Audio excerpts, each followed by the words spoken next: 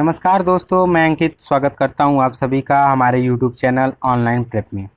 आज हम लोग सॉल्व करेंगे CET MA हिंदी के प्रीवियस ईयर क्वेश्चन पेपर, जो बहुत ही महत्वपूर्ण है। जो लोग तैयारी कर रहे हैं और जो लोग अगले साल के लिए भी तैयारी कर रहे होंगे, वो ध्यान देंगे कि जो MA हिंदी का कोड है वो PGQP 06 है, तो इसे ध्यान देंगे। जैसा कि सिलेबस आप लोगों ने देखा होगा, तो सिलेबस 2 भाग में है। भाग 1 जो है वह जनरल से है, जिसमें 25 क्वेश्चन पूछे जाएंगे।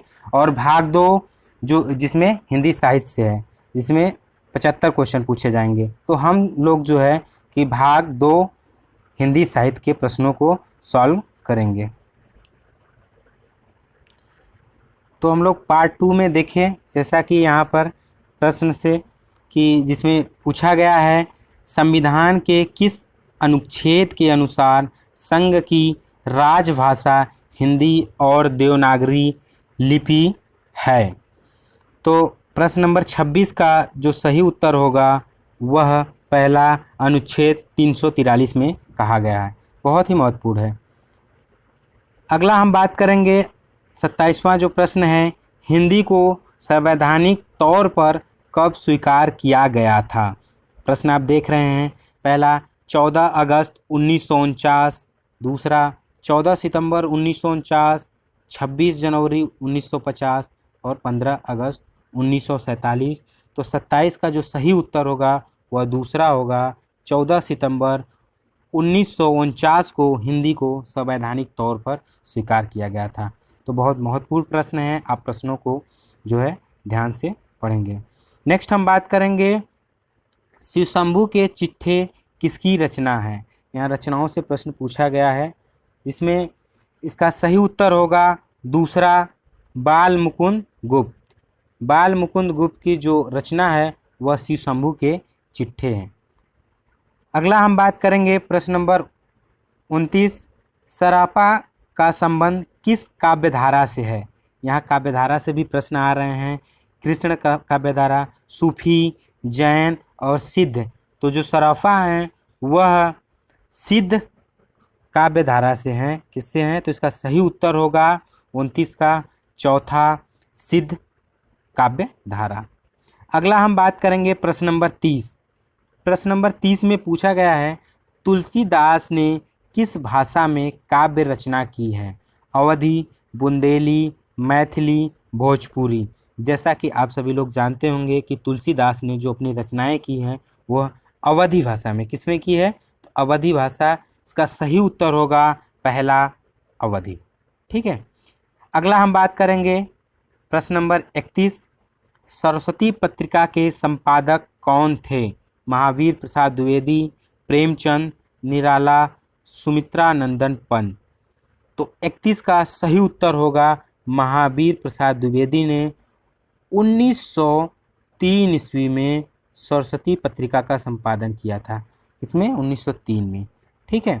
नेक्स्ट हम बात करेंगे प्रश्न नंबर 32 की, जिसमें पूछा है, संस्कृति के 4 अध्याय किसकी रचना है। बहुत ही महत्वपूर्ण प्रश्न है, संस्कृति के 4 अध्याय।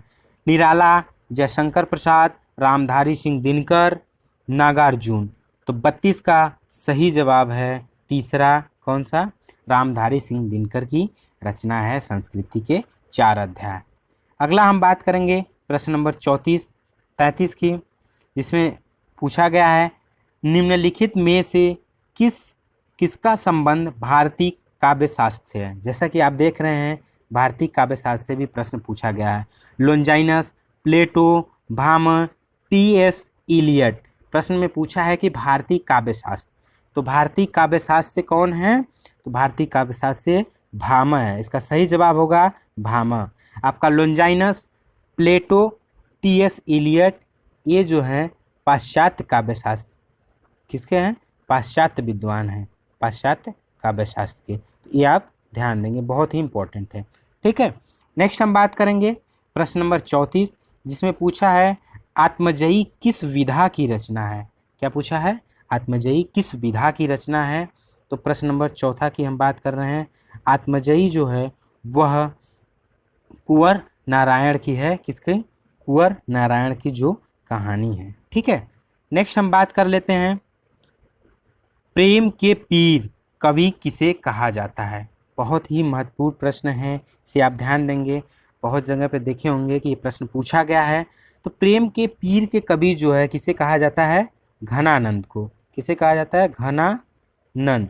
लेकिन आपके ऑप्शन में घनानंद नहीं है, तो यहाँ पर आप ध्यान देंगे कि इसका सही जवाब कौन सा होगा, चौथा होगा। मलिक मोहम्मद जायसी को भी आप सही कर सकते हैं, सही टिक कर सकते हैं। इसमें इसका सही जवाब होगा चौथा, मलिक मोहम्मद जायसी।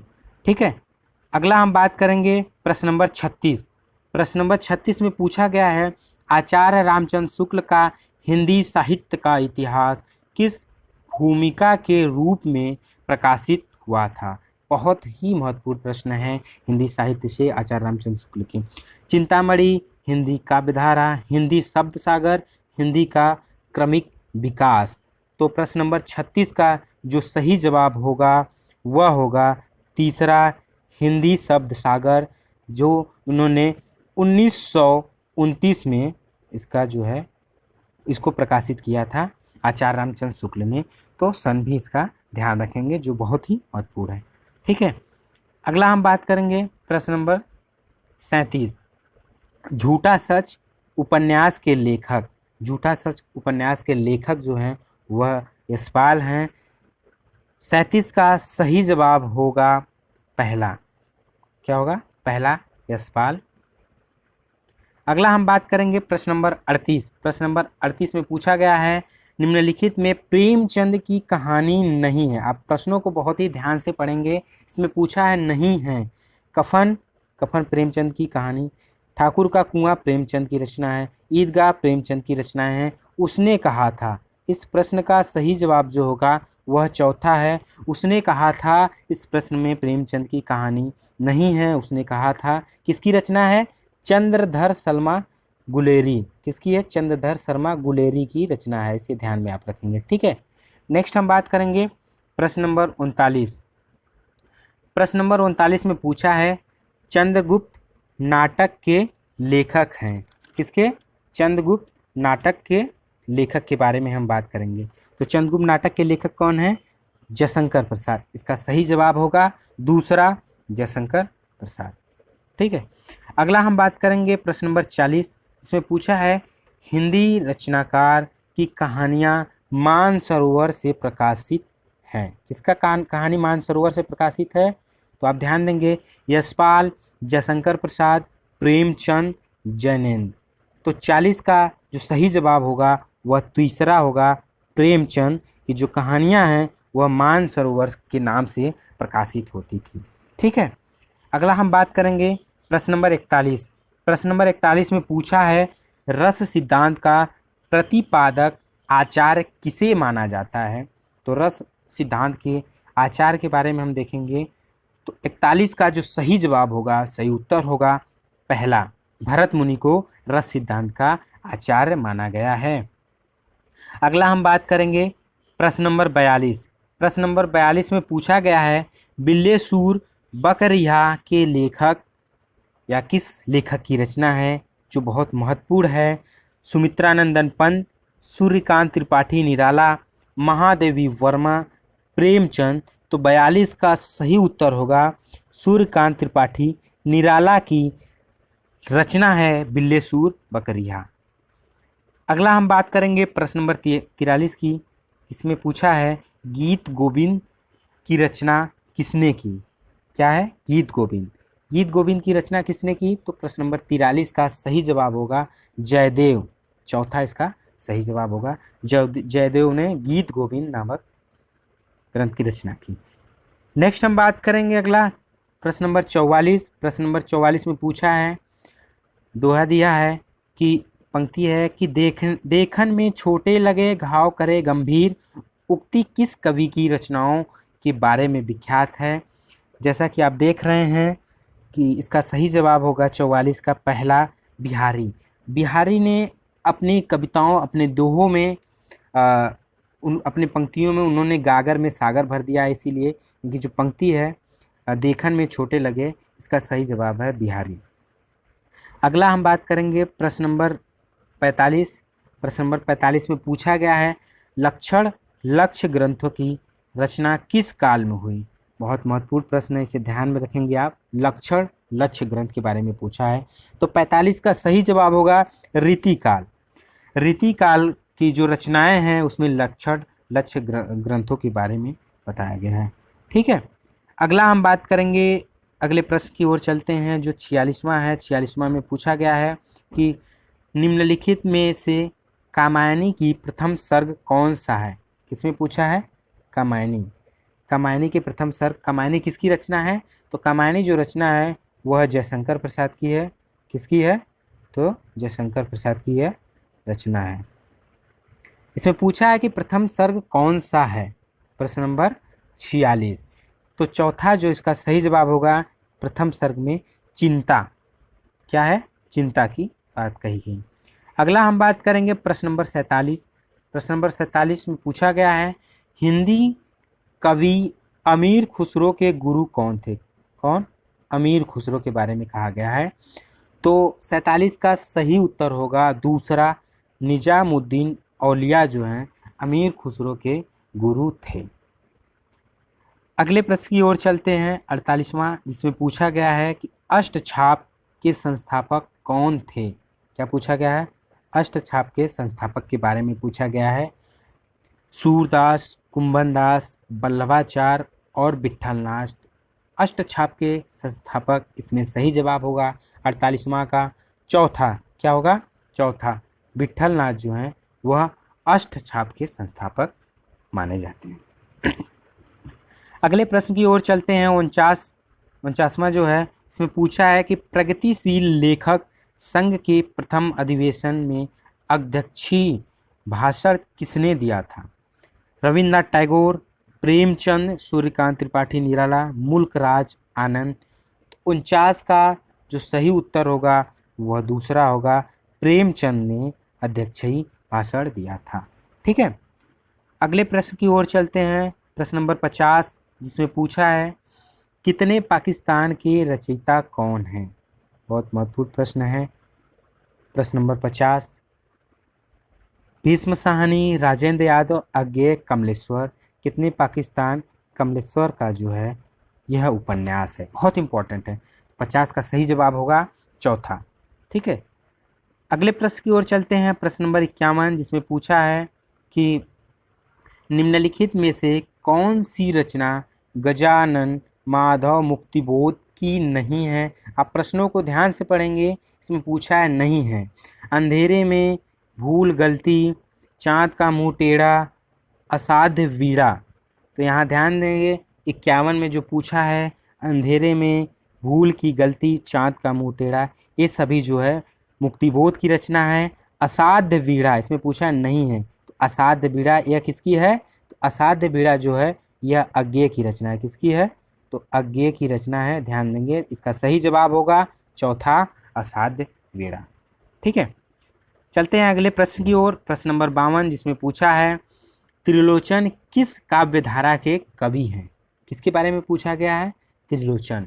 तो त्रिलोचन जो है वह प्रगतिवादी काव्यधारा के कवि हैं। इसका सही जवाब होगा पहला, प्रगतिवादी काव्यधारा।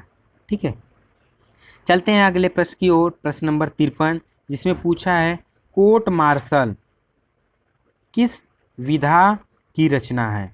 नाटक, महाकाव्य, उपन्यास, आत्मकथा।